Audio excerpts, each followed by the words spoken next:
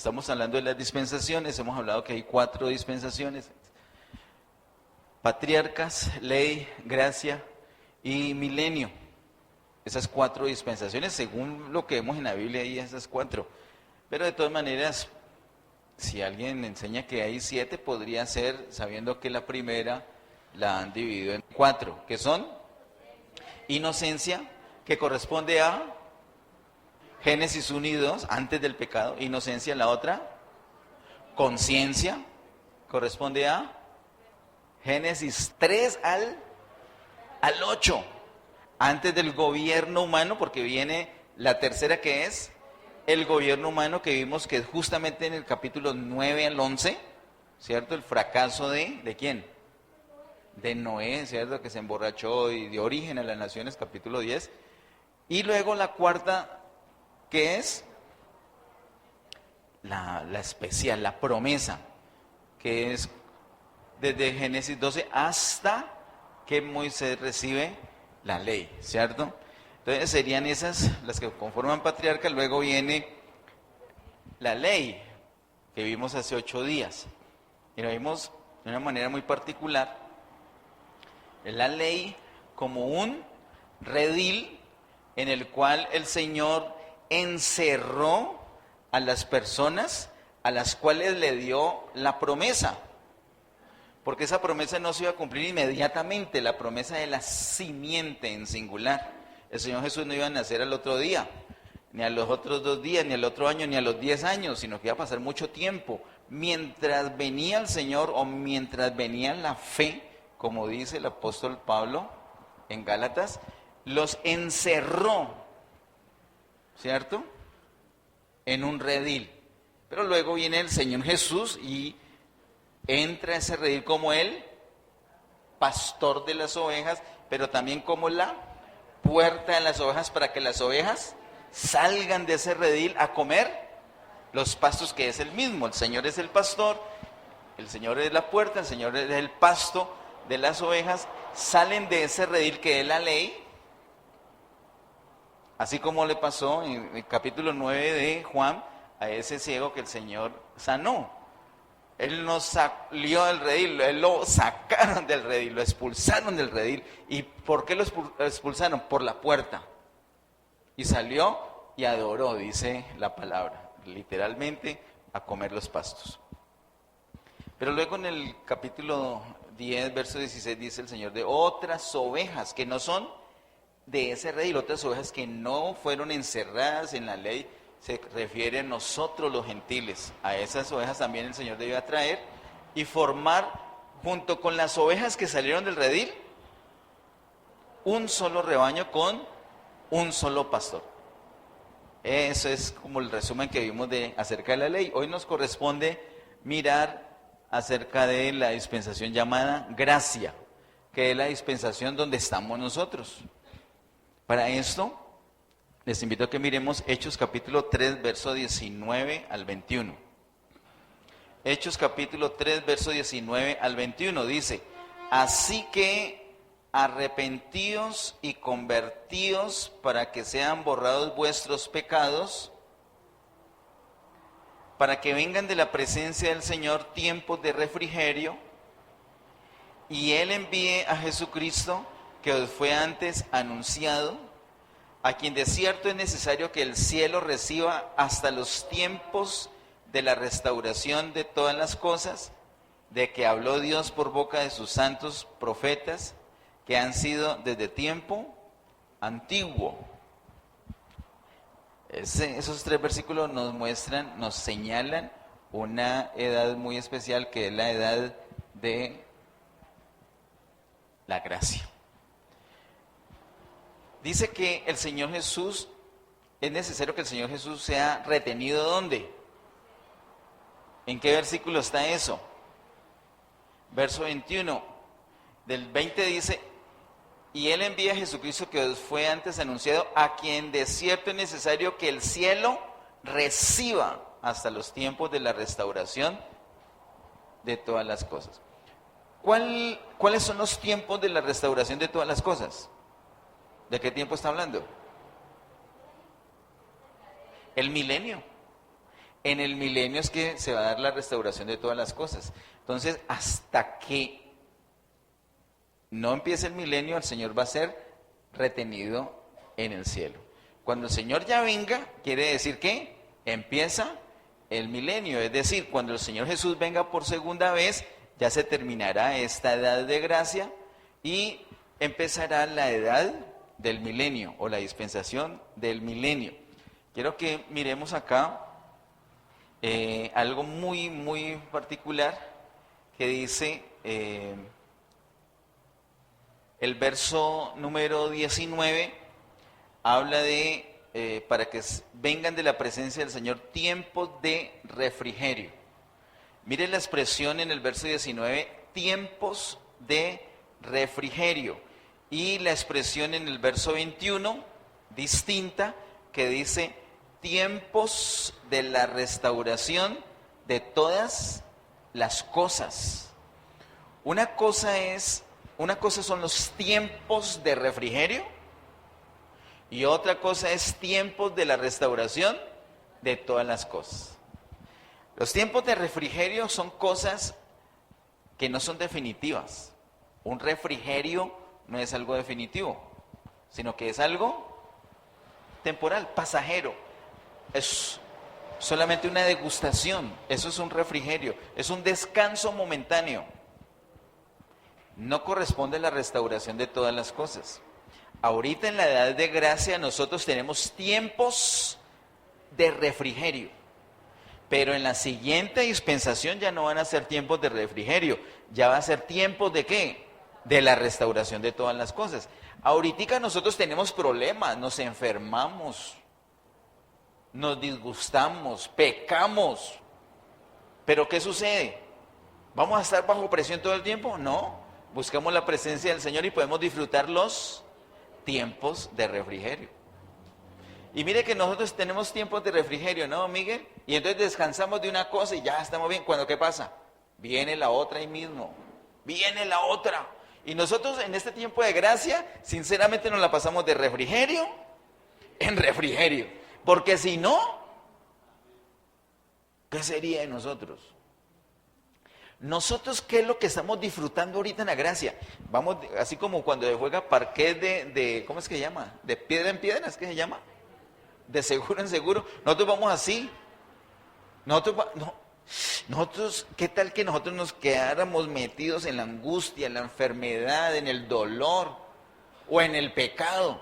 No. El Señor ya vino y nos da abundante gracia y nos toca aprovechar todos esos refrigerios donde el Señor los está dando. Tenemos que aprovechar esos tiempos de refrigerio. Así nos toca ahorita.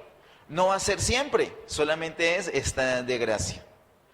Verso 19. Porque ya en el verso 21 vienen los tiempos de la restauración de todas las cosas y ya no vamos a estar así. Vamos a estar en otra categoría, en otro nivel, ya reinando con el Señor. Amén. Bueno. El Señor va a ser retenido arriba, en el cielo, hasta que vengan esos tiempos de la restauración de todas las cosas. Segunda a Timoteo capítulo 1, versos 9 y 10. Segunda a Timoteo capítulo 1, versos 9 y 10. Dice, quien nos salvó y nos llamó con llamamiento santo, no conforme a nuestras obras, sino según el propósito suyo y la gracia que nos fue dada en Cristo Jesús antes de los tiempos de los siglos. Hagamos una pausa ahí. ¿Cuándo se nos fue dada la gracia a nosotros? ¿Cuándo arranca la gracia? Nosotros vimos hace como 3 o 4 años acá que la gracia es eterna. No sé cuántos recuerdan eso. La gracia es desde la eternidad hasta la eternidad, es eterna. Y eso es lo que dice 2 Timoteo capítulo 1, verso 9. Dice ese versículo, la gracia que nos fue dada en Cristo Jesús antes de los tiempos de los siglos. ¿Qué es eso de antes de los tiempos de los siglos? Nosotros ya, esa expresión es familiar para nosotros. Antes de que se empiecen a contar los tiempos, es decir, desde la primera eternidad. Antes de la fundación del mundo, ya el Señor en Cristo Jesús nos había dispensado esa gracia. Entonces, si eso es así, ¿por qué hay una dispensación llamada gracia metida en los tiempos justo después de la ley? Por el versículo número 10, el que sigue. El verso 10 dice, pero, o sea, a pesar de que la gracia es eterna, dice el verso 10, pero que ahora ha sido manifestada por la aparición de nuestro Salvador Jesucristo, el cual quitó la muerte y sacó a la luz la vida y la inmortalidad por el Evangelio. Así que, sí, la gracia es eterna, pero ahora ha sido manifestada por la aparición de nuestro Salvador Jesucristo. La gracia es eterna, pero esta dispensación, ¿cuándo arranca? Cuando se manifiesta esa gracia, ¿en qué forma? Con la aparición del Señor Jesús. Algunos que leí por allí acerca de las dispensaciones decían que la dispensación de la gracia empezaba con la crucifixión del Señor. Otros que empezaba con la resurrección del Señor. Pero según la Biblia, empieza con la, versículo número 10, aparición del Señor. Con la primera venida del Señor, ahí empieza la gracia. Y es lo correcto. Según la palabra de Dios, es lo correcto. No lo vi jamás de ninguna manera que fuera en la crucifixión. Este versículo dice otra cosa. Y menos en la resurrección. Este versículo dice en la aparición, cuando el Señor viene por primera vez. Miremos en Marcos capítulo 1, verso 1 al 6. Dice el verso 1, principio del Evangelio de Jesucristo, Hijo de Dios. Algo muy importante del Evangelio, como lo dice allí, el Evangelio de Jesucristo, Hijo de Dios, es típica presentación de Marcos. ¿Recuerdan que el apóstol Juan nos presenta a Jesús como el Hijo de Dios? Lucas presenta al Señor Jesús como el Hijo del Hombre. Mateo presenta a Jesús como el Rey. Y Marcos presenta a Jesús como ¿quién? ¿Cuál es el tema de Marcos? Como el siervo. Y arranca mostrándonos a ese siervo así. Jesucristo, que le da su carácter humano, pero luego dice, Hijo de Dios. Marcos, en ese sentido, de pronto es el más difícil de entender de los 4 evangelios, porque Juan va de una y te muestra a Jesús como Hijo de Dios, punto. Lucas como Hijo del Hombre, punto. Mateo como el Rey, punto. Pero Marcos lo presenta como Hijo de Dios, humillado en la forma de siervo. Entonces, juntar esas dos cosas es complicado para nuestra mente. El Hijo de Dios, humillado como siervo. Ese es el tema que nos presenta el Evangelio de Marcos. El siervo, el Hijo de Dios humillado como un siervo. Bueno, sigo leyendo versos 2 al 6. Como está escrito en Isaías el profeta, he aquí yo envío mi mensajero delante de tu faz, el cual preparará tu camino delante de ti. Voz del que clama en el desierto, preparad el camino del Señor, enderezad sus sendas. ¿Está hablando de quién? Profecía de Juan el Bautista. Versículo 4, bautizaba Juan en el desierto y predicaba el bautismo de arrepentimiento para perdón de pecados. Y salían a él toda la provincia de Judea y todos los de Jerusalén, y eran bautizados por él en el río Jordán, confesando sus pecados. Y Juan estaba vestido de pelo de camello y tenía un cinto de cuero alrededor de sus lomos y comía langostas y miel silvestre. ¿Y qué tiene que ver eso con la gracia? Marcos 1, 1 al 6, ¿qué tiene que ver con la gracia? De que nos están hablando del principio del Evangelio de Jesucristo, el Hijo de Dios, y luego la aparición de Juan Bautista. Y es precisamente esto que tiene que ver todo con la gracia. El Señor había guardado silencio, eso lo hemos visto por aproximadamente 400 años. Y rompe ese silencio con un profeta llamado Juan Bautista o Juan el Bautista. Y Juan el Bautista, siendo profeta, ¿cuántos saben que Juan Bautista era profeta? Pero también era sacerdote. ¿Cuántos saben que Juan Bautista era sacerdote? ¿Y por qué era sacerdote Juan? ¿Legítimo? ¿Hijo de quién? De Zacarías, que era sacerdote. Entonces eso es familiar. Eso es de familia. Juan, como profeta y como sacerdote, de acuerdo al contexto judío, de acuerdo al contexto de la ley, ¿cómo tenía que presentarse en escena? Como sacerdote. Entonces, ¿dónde tenía que ubicarse ese sacerdote? En el templo en Jerusalén. Y vestir sus vestiduras sacerdotales.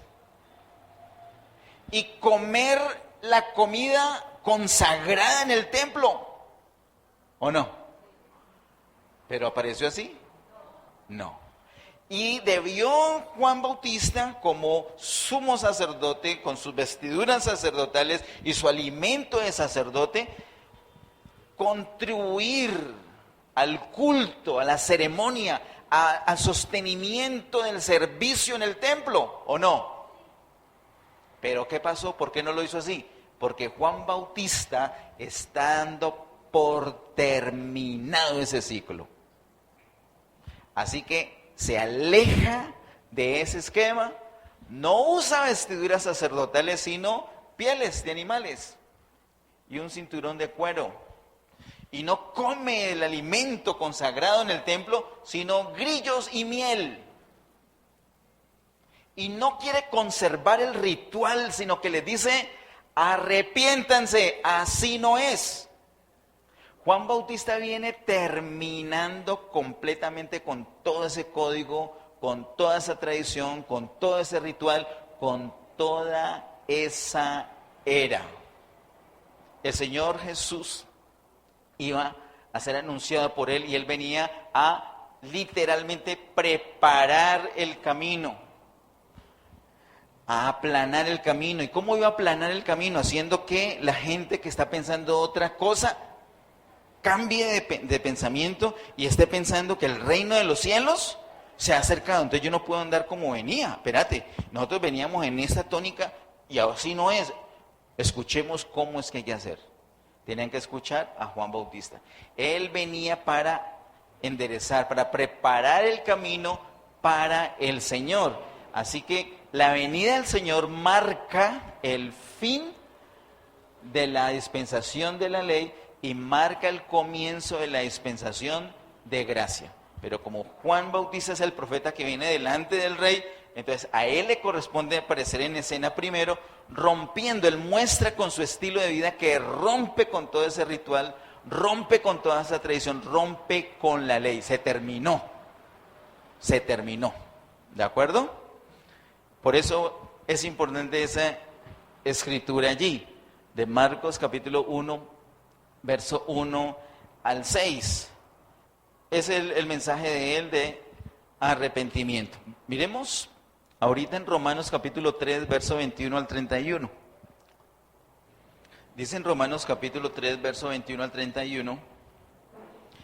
Pero ahora, aparte de la ley, se ha manifestado la justicia de Dios, testificada por la ley y por los profetas. Y voy a hacer una pausa allí. Les decía hace 8 días que la ley está asociada también a la expresión la ley y los profetas. El Señor hizo algo más o menos así. Primero, da una promesa. Esa promesa no solamente arranca en Génesis 12, también les comenté eso hace 15 días, sino que de capítulo 3 de Génesis el Señor ya está dando una promesa. Por eso la primera dispensación también se hubiera podido llamar dispensación de la promesa. Bien, ¿de qué se compone el Antiguo Testamento? Básicamente de tres cosas: promesas, ley y profetas. El Señor da unas promesas, luego una ley para encerrar a esa gente que recibió esa promesa, para guardarla ahí hasta que llegue el cumplimiento. Para animar a esa gente a esperar todo ese tiempo hasta que se cumpla, envía sus profetas. Entonces, eso es en el Antiguo Testamento, lo podemos resumir en eso: promesa, ley y profetas. Pero ahora el Evangelio es el cumplimiento de la ley. ¿Cuántos saben eso? Jesús dijo: vengo a cumplir la ley. Pero también el Evangelio es el cumplimiento de las promesas. Jesús es la promesa, viene y cumple la promesa. Pero también el Nuevo Testamento es el cumplimiento ¿de qué? De la profecía. Todo lo que se profetizó, allí se empieza a cumplir. El Evangelio es el cumplimiento de todo el Antiguo Testamento, el cumplimiento de las promesas, el cumplimiento de la ley y el cumplimiento de las profecías.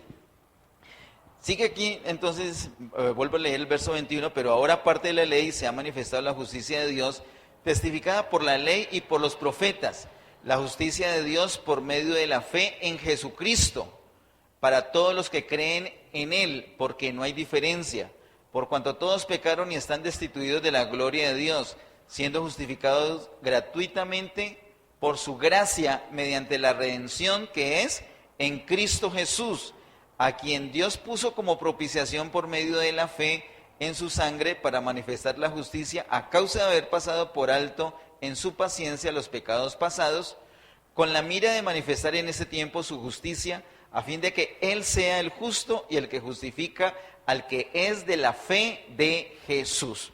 Allí nos está diciendo cómo opera la gracia. La gracia es el cumplimiento de la ley y los profetas. La gracia funciona con la fe. La fe en la muerte de Jesús, en la sangre de Jesús, en la redención que es por Jesús. Funciona con la fe. Es mucha información que nos da este capítulo 3 acerca de la gracia. La gracia es ahora como el Señor se va a manifestar. Por la gracia es que somos nosotros ahora redimidos. ¿Qué se requiere? La fe. Y eso es aparte, empieza diciendo, aparte de la ley. La ley ya terminó. De aquí en adelante es la gracia. De aquí en adelante ya no tienen que hacer esos rituales, sino que ahora ya son la fe en el Señor Jesús. Otra cosa que dice allí, hasta lo que hemos leído, es que no es un grupo, sino por cuanto todos pecaron.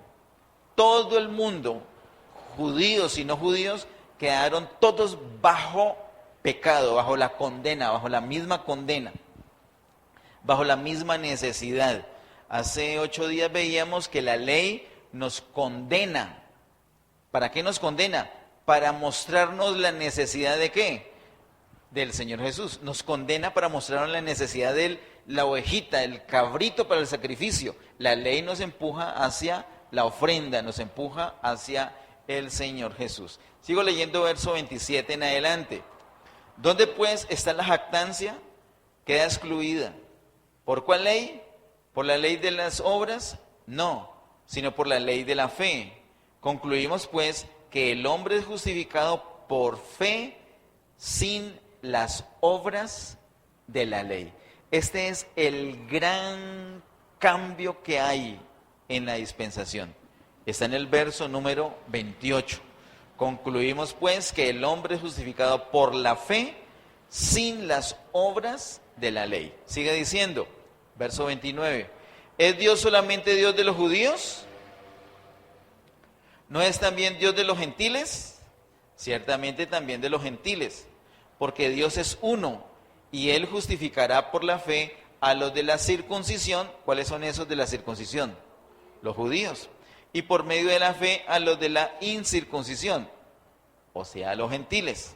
Verso 31. Luego por la fe invalidamos la ley. En ninguna manera, sino que confirmamos la ley. ¿Qué es lo que confirma la ley? la misma fe. La fe no la invalida. La fe la confirma. ¿Cómo es eso? Si nos remontamos a la época que hicimos el ejercicio hace 8 días, este judío que se robó algo, la ley lo señala como culpable. Entonces Dios le da un tratamiento a este. Si Dios lo trata directamente con la ley, ¿qué tiene que hacer Dios con este que se robó ese ganado? Lo tiene que matar. La paga del pecado es muerte. Pero como la ley no era para eso, la ley no era porque si no la cumple te mato, la ley nunca fue para eso. El hombre fue el que se inventó que era para eso. Y los que más se han inventado para eso increíblemente es el pueblo cristiano. La ley no es para eso. La ley es para mostrarle al hombre que no es capaz de cumplirla.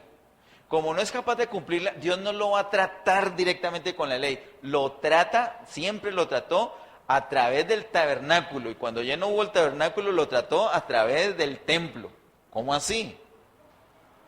Esta persona que pecó, inmediatamente tiene que decir, yo necesito el tabernáculo. ¿Para qué? Para llevar el sacrificio. ¿Cuál sacrificio? Para expiar su pecado. O sea que la ley lo lleva, lo empuja a la oveja, lo empuja al cordero. La ley lo empuja, le muestra la necesidad del Salvador, le muestra la necesidad de Jesús. Esa confianza que este hombre tiene en ese cabrito que va a sacrificar, eso se llama fe. ¿Y está invalidando la ley? No, la está confirmando. Es que porque creo en la ley, porque no la invalido, es que si no dejaba con vida a este cabrito. Pero es que este cabrito está confirmando que está confirmando la ley. Por el cabrito es que voy a matar, por la ley es que voy a matar el cabrito. Igualitico nosotros. ¿Por qué creemos nosotros en Jesús? ¿Para invalidar la ley? No, para confirmar la ley. Porque la ley nos muestra que todos pecamos y estamos destituidos de la gloria de Dios. Entonces necesitamos un cordero y ese cordero se llama Jesús. Esa fe en Jesús no invalida la ley, afirma la ley. Eso es lo que dice el verso 31. Ahora, esa es la manera, esa es la gracia. La gracia no es para ridiculizar la ley, la gracia no es para invalidar la ley, la gracia es lo que sigue de la ley. Estas ovejas, ya venida la gracia, ya no tienen que estar ahí encerradas. Tienen que salir, pero solamente hay una puerta. Jesús. Si no pasan por Jesús, ahí se van a quedar encerrados. Y muchos se van a quedar encerrados en ese redil hasta la segunda venida del Señor, donde todos los que estén en el redil van a ser finalmente salvos. Bueno, este pasaje del 21 al 31 de Romanos, capítulo 3, nos muestra características de la gracia. Todos los que quedan en el redil, dice en Romanos capítulo 11, todos los que quedan en el redil, todos van a ser salvos después. Lo que pasa, que ¿por dónde van a pasar? Sin duda todos esos que quedan en el redil. 11:26, Romanos 11:26. Van a pasar por la gran tribulación, va a ser terrible la persecución. Por eso ojalá que no vayan a estar en embarazo ninguna de ellas y que no los coja el día de reposo, porque van a caminar hasta ciertos pasos y hasta ahí ya no puedo pasar y los coge el ejército del anticristo. Aquí hay judíos. No. Diga, ¿que no qué? Sí, no son de ese redil, no están. No son de ahí. ¿Dónde están? Gentiles. Ahí nunca estuvieron ahí solamente judíos. Del verso 16 de Juan 10 son los gentiles, somos nosotros y el muchacho que viene allá y el señor que pasó en la moto, somos todos nosotros. Dentro del pueblo gentil unos, los que creen en Jesús, son esas otras ovejas que él tenía que traer para que haya un solo rebaño. Y quedan unos gentiles que no van a creer en el Señor. Esos, en los últimos 3 años y medio, algunos de ellos van a ser parte del ejército del anticristo que se va a ir contra los del redil particularmente y contra los creyentes durante el tiempo de la gran tribulación. Otros de esos gentiles no van a seguir al anticristo porque van a escuchar la predicación del ángel que dice en Apocalipsis capítulo 14, temed a Dios y dale gloria. Es decir, no a la bestia la adoren, sino al Señor y dale gloria. ¿Para qué? Para que ellos no ayuden al anticristo, sino que ayuden particularmente a los del pueblo de Dios. A la iglesia particularmente, también a Israel, pero particularmente a la iglesia. El Señor dice en Mateo 25, por cuanto esto hicisteis a uno de mis hermanos más pequeños. Jesús tiene unos hermanos más pequeños y unos hermanos más grandes. ¿Dónde están los hermanos más pequeños en ese momento? Pasando por la gran tribulación. ¿Saben por qué pasaron por la gran tribulación? Porque eran hermanos más pequeños. ¿Cómo así más pequeños? Sí, no oraban. No oraban. Esos eran hermanos más pequeños. No ayunaban, no se congregaban con regularidad, no ofrendaban, no evangelizaban, eran mundanos, eran creyentes, hijos de Dios, pero eran más pequeños. ¿Y dónde están los hermanos más grandes? Esos vencedores ya no están allí. Uno fue tomado, los más pequeños fueron dejados. Ahí están toda la humanidad, los del redil, los gentiles, algunos iglesias, otros no. Entonces, los que sigan al anticristo, cuando el Señor venga, los muertos en Cristo resucitan, los demás iglesias son transformados, son arrebatados juntamente con Él, tribunal de Cristo, boda del Cordero, viene con la novia, estos están encerrados, Armagedón, por el ejército del anticristo, el Señor los destruye. Israel, Romanos 11:26, ¡oh, por Dios! Era Jesús.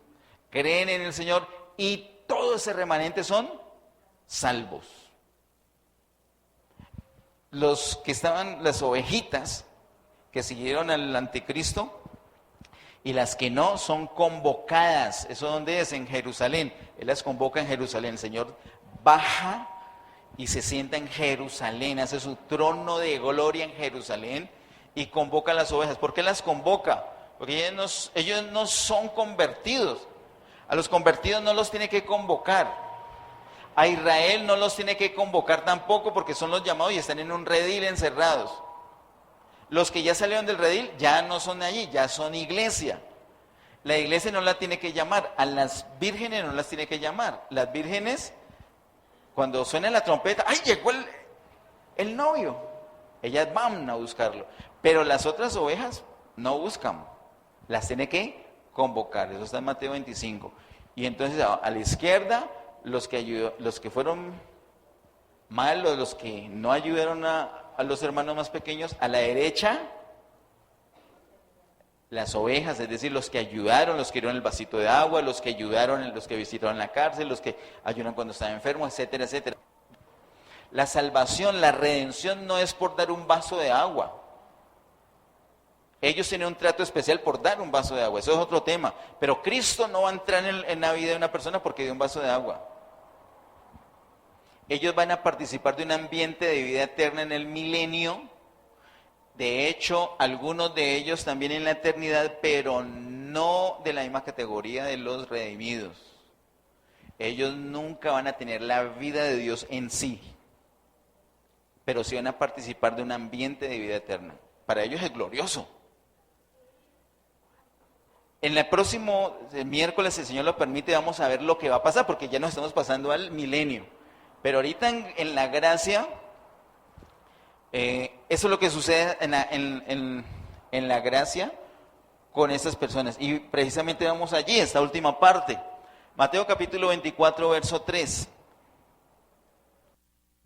En Mateo 24, verso 3 dice: y estando él sentado en el monte de los olivos, los discípulos se le acercaron aparte diciendo: dinos, ¿cuándo serán estas cosas?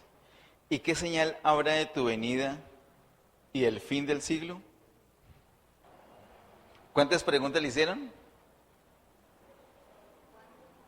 ¿Cuántas preguntas hay allí? En Mateo 24, 3. 3 preguntas. ¿Cuál es la primera pregunta? ¿Cuándo serán estas cosas? Segunda pregunta: ¿qué señales habrá de tu venida? Y tercera pregunta: ¿qué señales habrá del fin del siglo? Esas 3 preguntas le hacen al Señor Jesús sus discípulos, después de que el Señor dijo, ellos están encaramelados, embelesados, mirando, uy, estos edificios están lindos, Señor, mira esto. Jesús ni siquiera quería pararle bolas a eso. Jesús iba saliendo del área de los edificios del templo, y ellos ahí embelesados, hasta que Él les dijo, todo eso va a ser destruido, no va a quedar piedra sobre piedra. Y ellos quedaron aburridos, claro, judíos quedaron pero aburridos, y se les acabó la dicha, quedaron mudos, calculo por espacio de 1:30 que se demoraron de allí del templo hasta el monte de los olivos. Y mientras que el Señor se sentaba y todo el mundo llegaba, todo en silencio, hasta que rompen el silencio diciendo, Señor, ¿cómo así que eso va a quedar así? ¿Y cuándo van a suceder esas cosas?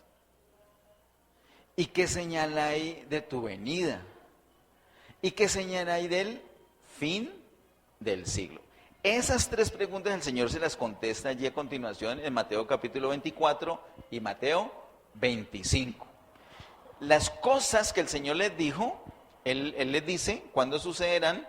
Y eso ha sido una dificultad para nosotros, para la iglesia del Señor, porque nosotros a veces mezclamos las cosas que ya pasaron, la destrucción de Jerusalén a mano de los romanos, que ya sucedió, la mezclamos con la época de la gran tribulación.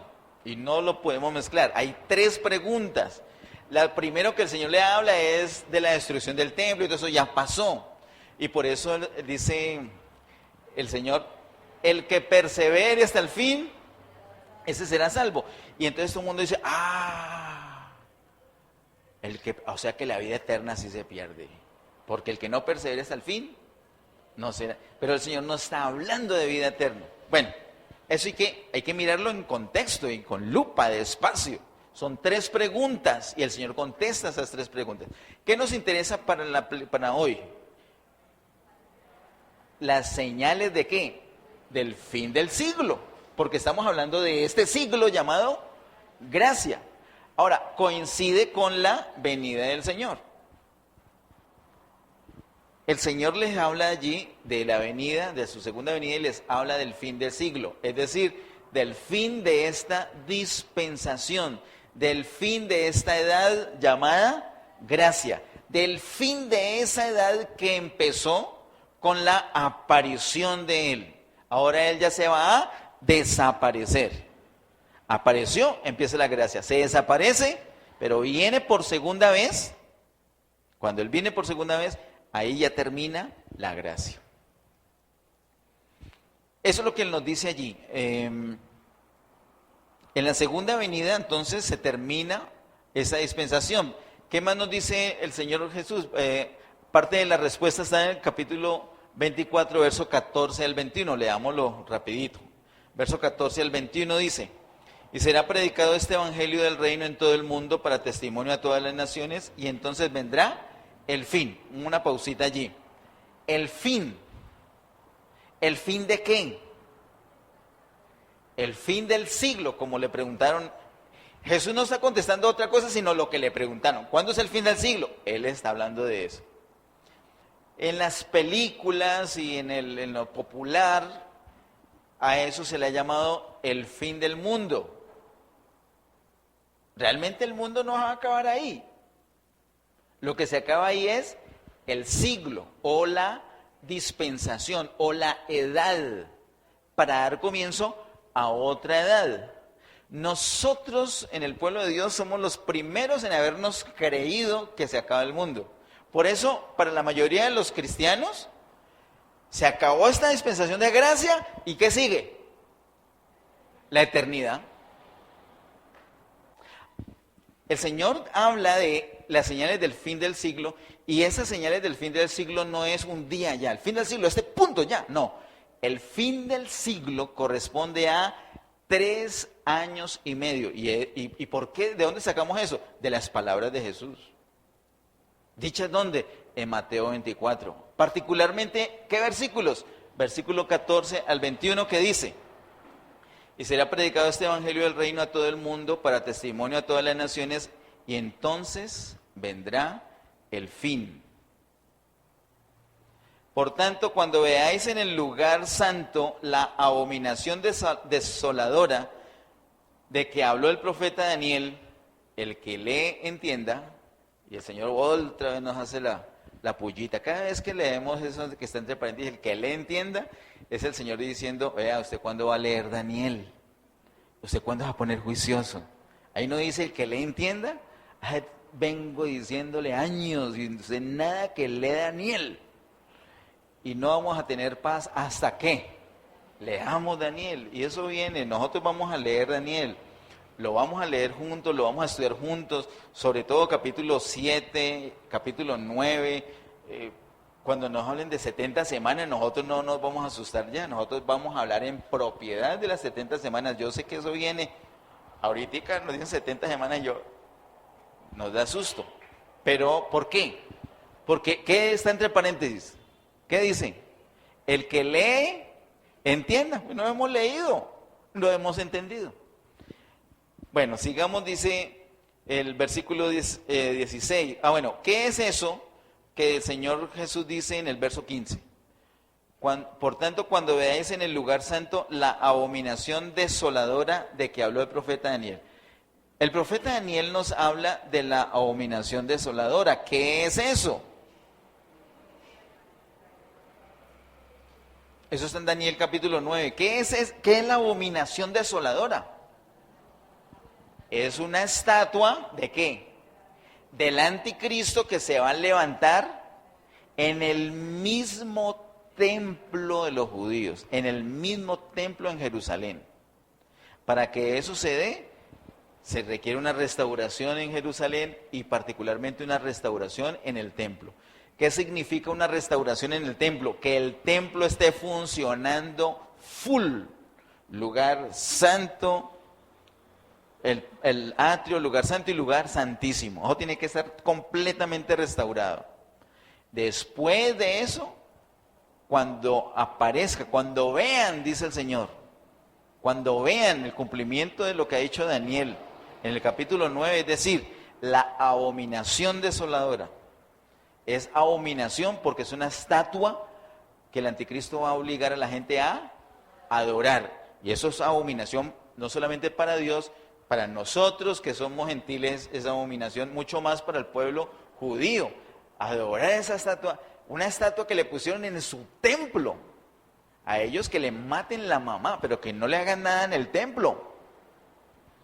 Eso es abominación. Ahora, desoladora, ¿por qué? Porque los que no adoren esa estatua, los van a matar. Entonces el Señor da unas recomendaciones aquí. Verso 15 en adelante. Verso 16 en adelante. Entonces los que estén en Judea, huyan a los montes. Claro. ¿Por qué los que estén en Judea? ¿Dónde queda Jerusalén? En Judea.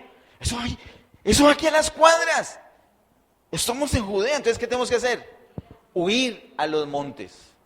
Huir a los montes. Verso 17. El que esté en la azotea. El que esté en la azotea. Deje el celular cargando. Deje eso ahí. Mientras que usted baja a colgar, ahí lo va a coger el ejército del anticristo. Sino que usted está en la azotea, descuélguese por la ventana y huya ¿a dónde? A los montes. Eso es así, eso es inminente, rápido, tiene que huir. Verso 17, el que esté en la azotea no descienda para tomar algo de su casa. 18, y el que esté en el campo no vuelva atrás para tomar su capa. Mas ay de las que estén encintas y de las que críen en aquellos días. Orad pues que vuestra huida no sea en invierno ni en día de reposo. ¿Invierno por qué?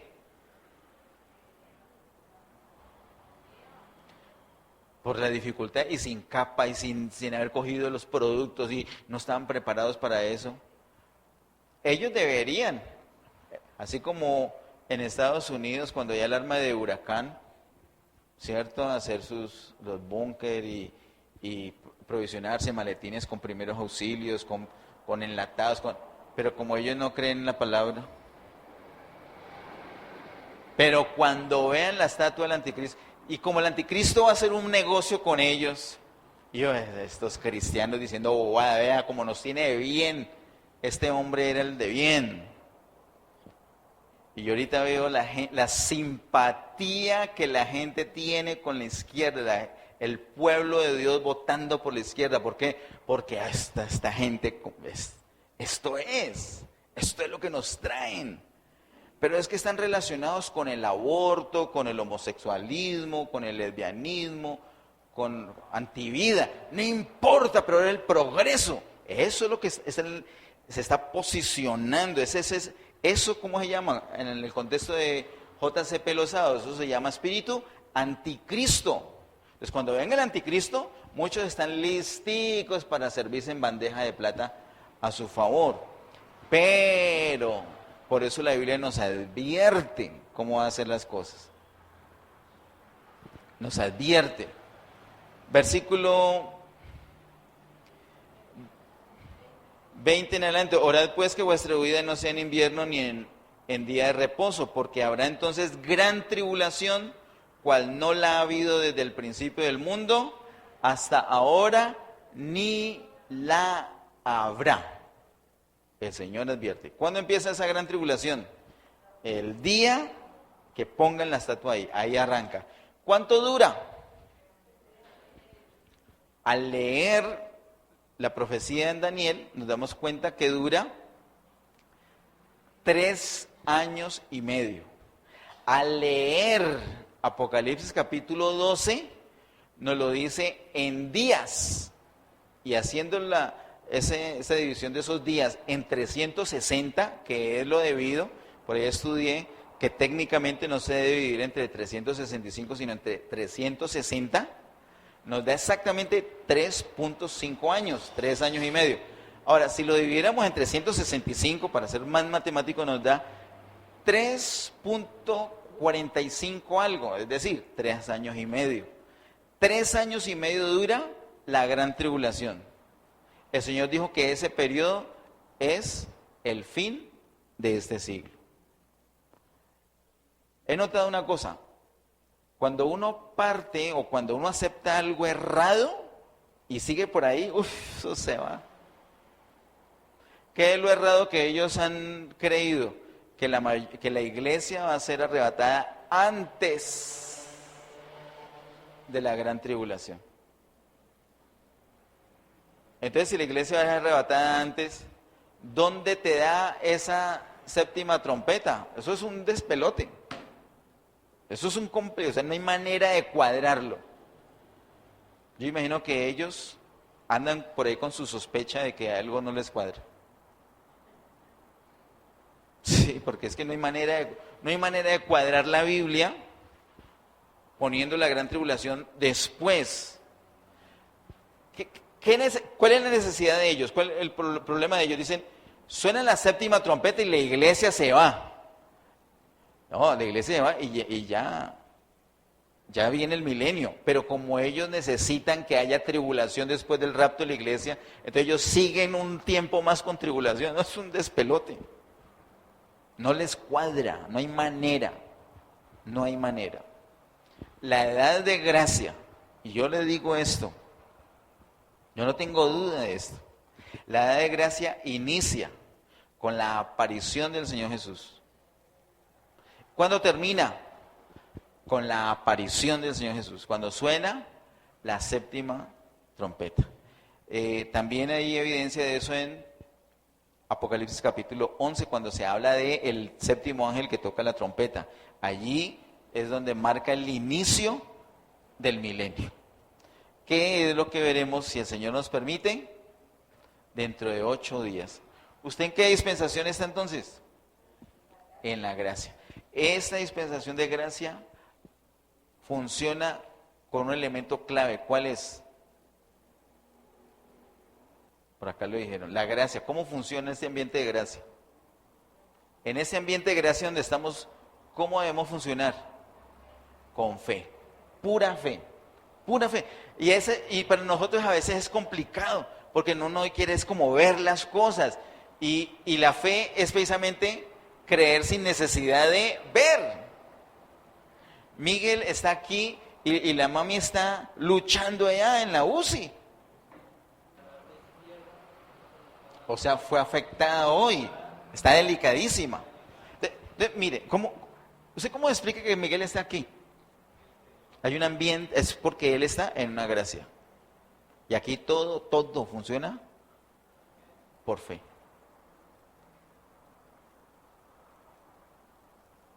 Para nosotros ir al colegio, tareas y todo ese ambiente escolar, no es que la fe es para la iglesia, no, la fe es para donde quiera que estemos. ¿Cómo funciona con los hijos? ¿Cómo funciona con los pacientes? ¿Cómo funciona con los vecinos? ¿Cómo funciona con los hijos? ¿Cómo funciona con los vecinos? ¿Cómo funciona con todo? Con todo estamos en la gracia. Y aquí es todo por fe. Hemos entrado es una dispensación de gracia. Recuerden que dispensación es la manera como el Señor se dispensa, como el Señor, hoy en día el Señor cómo se dispensa al hombre, cómo se entrega al hombre por la fe. Ya no tenemos que ir corriendo al tabernáculo o al templo, donde quiera que estemos, invocamos el nombre del Señor y establecemos un punto de contacto de donde estamos con el cielo. Es una conexión directa. ¿Y cómo es posible eso? Por la fe. Eso es lo que tenemos ahorita. Oremos. Y oremos particularmente por Miguel y por la mamá, por la hermana Inés. Oremos que el Señor lo fortalezca, porque esa petición de fortaleza, de consuelo, de paz en el corazón, es necesaria.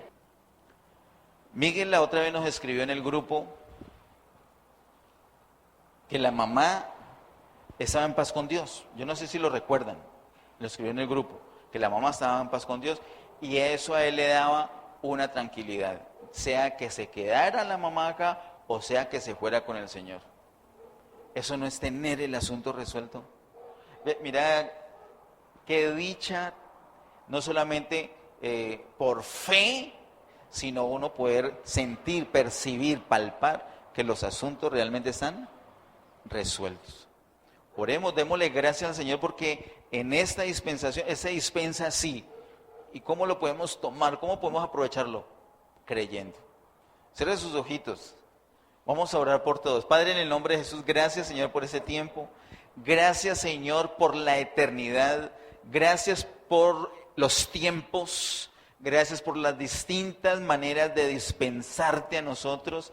Gracias porque definitivamente nos tocó lo más rico, nos tocó la dispensación más gloriosa, la mejor dispensación, el del cumplimiento, no el de las promesas, el del cumplimiento. Nosotros ya no tenemos solamente una Biblia llena de promesas, ahora nosotros tenemos un legado en el nombre de Jesús, en el nombre de Jesús.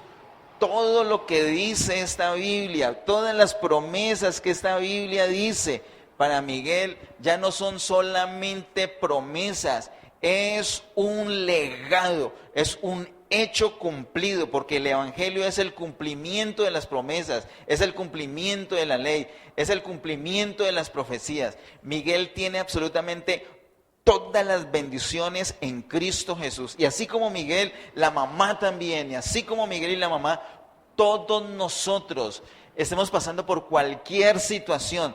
Otra cosa es que nuestros ojos no siempre lo ven así. Eso es otro tema, pero en esta dispensación todo lo tomamos por fe. Nosotros lo creemos, entonces es nuestro. Y si es nuestro, lo disfrutamos. En el nombre de Jesús oramos para que la paz de Dios gobierne el corazón de Miguel. En el nombre de Jesús, esa paz gobierna tu corazón. Toma control total de tus pensamientos, de tus sentimientos, de esa fatiga, esa ansiedad, esos temores, esas dudas, esa frustración, esas puertas cerradas que has enfrentado estos días y luego has visto las puertas abiertas. El Señor toma control absoluto de todas las cosas y conforta tu corazón con su presencia. Él se ha dispensado en nosotros, Él está en nosotros, con nosotros, sobre nosotros. Toda situación de cualquiera de los que estamos aquí está resuelta gracias a que el Señor nos ha permitido estar en el cumplimiento de las cosas. Estamos en la dispensación del cumplimiento, estamos en la dispensación del evangelio, estamos en la dispensación del cumplimiento de promesas, ley y profecías. Gracias, Señor, te damos por eso. Gracias, ayúdanos, Señor, a andar en esa dimensión. Ayúdanos a saber que no son promesas, sino que es nuestro, es un testamento, es nuestro, es a nuestro favor, es a nuestro haber. Es una función contable, está en nuestra cuenta. Es por nosotros, es para nosotros. Lo podemos disfrutar a diario.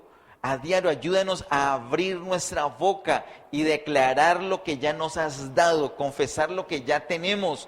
Nosotros te tenemos a ti, nosotros tenemos la paz, nosotros tenemos la redención, nosotros tenemos la salvación, nosotros tenemos la posición, nosotros tenemos la oración, nosotros tenemos el Espíritu, nosotros tenemos y somos la iglesia. Nosotros estamos siendo formados para ser parte de la Nueva Jerusalén. Ya somos parte de la Nueva Jerusalén. El enemigo está derrotado. El enemigo ha sido lanzado al lago de fuego. Es un hecho cumplido delante de Dios. No para nosotros, pero delante de Dios es un hecho cumplido. El enemigo ya está derrotado. Ya la orden ha sido ejecutada. Ya está en el lago de fuego. El anticristo, la bestia, está en el lago de fuego. Los cabritos en el lago de fuego. Y nosotros, parte de la Nueva Jerusalén, nosotros, iglesia gloriosa, hoy nos vemos con mancha y con arruga y nos avergonzamos y a veces nos defraudamos y se nos acaba la paciencia con nosotros mismos, pero hecho está, la iglesia se ha preparado, delante de Dios es un hecho cumplido y nosotros avanzamos hacia ese hecho. Nuestro futuro, sin lugar a dudas, es un futuro lleno de esperanza, es un futuro lleno de gloria. Los días de nuestros achaques, de nuestras debilidades, de nuestros dolores terminan. Nosotros estamos avanzando hacia la gloria. Ahorita estamos de refrigerio en refrigerio y oramos y nos beneficiamos y en esta hora en el nombre de Jesús pedimos, Señor, que nuestra hermana Inés pueda disfrutar de un ambiente de gloria, ángeles rodeándole, tu presencia llenándole, tu presencia envolviéndole, que ella tenga ese refrigerio ahí en la UCI. Es más, que ese ambiente de gloria toque a los enfermeros y a todo el personal médico y administrativo que esté allí y ellos sean bendecidos también por ese ambiente de gloria en el nombre de Jesús. Y Miguel ha venido acá por un refrigerio y nosotros hemos venido por un refrigerio y después vamos a tener otro lío, otra debilidad, pero vamos de refrigerio en refrigerio. Nosotros amamos los anticipos. Y queremos estar de anticipo en anticipo, de anticipo en anticipo. No nos vamos a desanimar, vamos a tomar, a declarar, a arrebatar si es necesario. Esos anticipos los tenemos y son nuestros. El diablo les va a poder poner estorbos, los va a querer engañar, pero son nuestros anticipos. Tenemos las arras del Espíritu, tenemos los anticipos de nuestra herencia, tenemos una herencia en la siguiente dispensación, pero hoy la disfrutamos anticipadamente, en el nombre de Jesús, en el nombre poderoso de Cristo Jesús. Todos nuestros pensamientos y sentimientos están encerrados, envueltos, protegidos en Cristo Jesús. El enemigo no nos toca. En el nombre de Jesús. Estamos en nuestra posición de victoria, estamos en nuestra posición en lugares celestiales juntamente con Cristo, posición de autoridad. La iglesia es un cuerpo celestial, es una combinación de humanidad, de debilidad, pero la gloria de Dios absorbe toda la debilidad. En el nombre de Jesús. Esos son los anticipos. Es el anticipo de Miguel ahorita, es el anticipo de todos nosotros ahorita. Y vendrán los días de la restauración de todas las cosas. Pero ahorita estamos en la lucha y estamos declarando victoria sobre todas las cosas. Él venció y nosotros somos en Él más que vencedores. Toda gloria, toda honra y todo honor al que vive por siempre. En el nombre de Jesús. Amén. Amén.